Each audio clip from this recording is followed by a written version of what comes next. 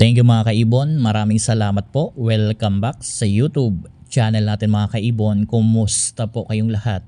For today's video, sasagot ulit tayo ng katanungan ng mga kaibon natin. Ito po, yung unang tanong sa akin ng kaibon natin. Ang tanong, Noy, good day, bakit po yung kak ko kapag pumasok sa nest box ang hen, pinapalabas ng kak?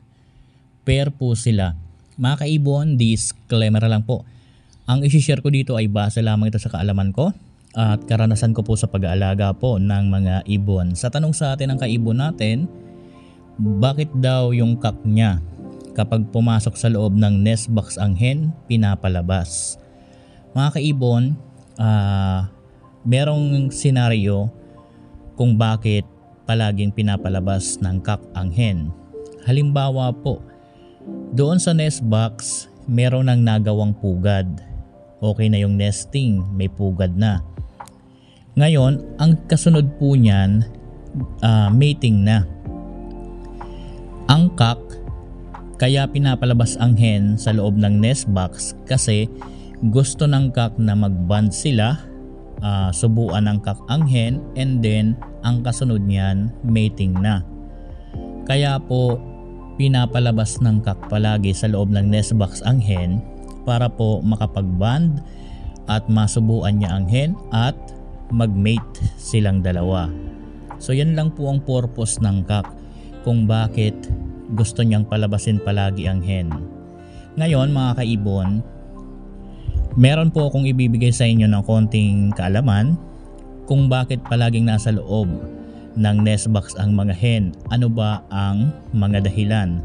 Una, baka po sobrang ilap. Kapag sobrang ilap ng hen, palagi po yan nasa loob dahil takot. Yan po ang unang rason kung bakit laging nasa loob ng nest box ang hen.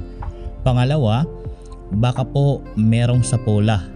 Kapag po ang hen merong sapola, bihira mo yan makita na nasa labas. Palagi po yan nandyan sa loob.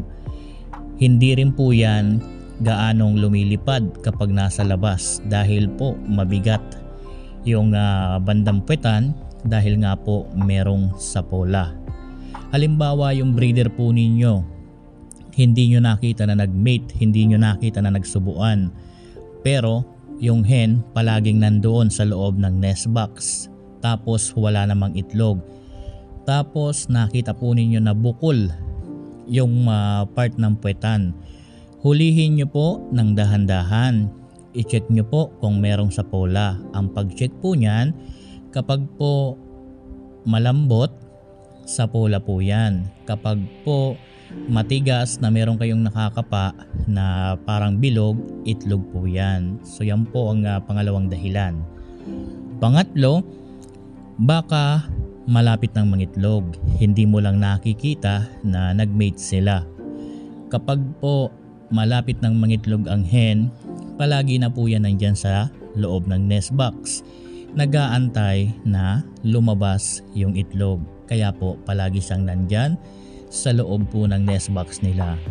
So yan po ang posibleng tatlong dahilan kung bakit palaging nasa loob ng nest box ang mga hen. Ngayon, balik tayo sa tanong ni Sir. Yan lang po ang tanging idea na maibibigay ko. Kaya yan pinapalabas ng kak mo ang hen dahil gusto niya yan subuan and gusto niya dyan makipag-bond at mauwi na doon sa mating, lalo't sabi mo, pair po sila. So yan po yung unang tanong. Sana po nasagot ko ng maayos. Pangalawang katanungan, good day boss idol. May nag-banded po sa akin sa flight cage isang Moabe Perso opaline na kak saka green pastel opaline hen po. Alam ko pong wrong pairing. Ito curious lang po ako kung anong kulay ng hybrid po ang ilalabas nila. May blue perso hen naman po ako na gusto kong ipares doon sa Moabe Opa Perso. Salamat po inyong tutugunan and God bless you po. So ito ay wrong pairing nga dahil ang parisan Moabe Opa Perso. Ang kapares, green pastel, opaline. So wrong pairing nga ito. Hybrid ang ilalabas. So sa kulay na pwedeng ilabas nito, wala naman pong iba yan. Ang ilalabas po niyan, Muabe, and then green, naka-split sa blue, and then pwede maglabas din yan ng pastel. So yan lang naman po ang pwedeng ilabas niyan. Ngayon bibigyan kita ng magandang idea. Kung meron kang Muabe na Opa Perso na kak, kung gusto mong mag-project ng hybrid or gusto mong mag-project ng perso, ipares mo na lang yan sa Muabe Ewing na hen or kaya Muabe Ewing Opaline na hen. Doon mo po yan ibangga para makapagpalabas ka po ng magandang klase ng Muabe Ewing Opa Perso. Dahil noon, yan naman talagang pinakang sikat maliban dito sa mga green. Natural na kasi ang mga green perso na wild type or Belgium man yan. Literal na yan noon. Noon, nag-project ang mga kaibon natin sa Muabe na Ewing Opa Perso. Doon talaga maganda ang labas. Doon talaga the best yung nilalabas, magandang klase. Pero kung dito ka sa mga green, kagaya ng green pastel, sayang para sa akin. Sayang lang yan kung akong tatanungin, dahil ganon din naman yung kulay na ilalabas niyan, Muabe green or green pastel. Kaya yung Muabe Opa Perso mo, ibangga mo na lang din yan sa Muabe Opaline na Ewing. Doon ka po makakakuha niya ng magandang mga materyales panggawa ng mga Ewing Opa Perso. Itong green pastel mo, ibangga mo na lang din yan sa green pastel din na Opaline Project Lutino Opa. Ang pastel mong yan, meron kasing dugong ino na yan. Kaya ipapares mo na lang yan sa meron ding dugong ino na Opaline para hindi masaya. So yan po ang pangalawa. Pangatlo, sir, tanong lang po, Opa Post-dan Ewing na hen. Ang kapares, Yellow Bulls Opa Kak. Ano po ang mga ID ng mga anak kaya, sir? Salamat po sa sagot. Ang parisan, Opa Post-dan Ewing na hen. Ang kapares, Yellow Bulls Opa Kak. So ang magiging anak po nito, Opaline Post-dan Post-ino. Opaline Post-dan Post-ino. So yan po ang magiging ID. So kung gusto mong mag-project, mas maganda kung magkaroon yan ng inakay ang pagbanggain mo. Pwede yan maglabas ng dan. Pwede yan maglabas ng Lutino, Opaline na mga inakay. So pwede yan sa mga inakay. Doon ka mag-focus sa mga magiging inakay.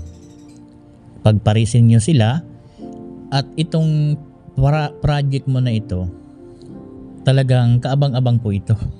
Kaabang-abang po yan kung ano ang magiging inakay. Parang kagaya po ng na-content natin dati. Siguro ko matagal ka naman sa channel ko, napanood mo na rin po yon kay Ibon, na meron tayong pinagpares na Opaline, split ino, split pale. So yung naging inakay ng ganong parisan, unang buga ino, pangalawang buga pale, pangatlong buga ino, pang-apat na buga pale, alternate. So hindi malayo sa ganito na parisan mo kapag ang mga inakay na ang pinagbangga mo. Malay mo, unang pisa Lutino Opa, pangalawang pisa Opa Dan. So hindi natin masasabi, kaabang-abang doon sa mga painakay ng inakay ng ganitong parisan mo.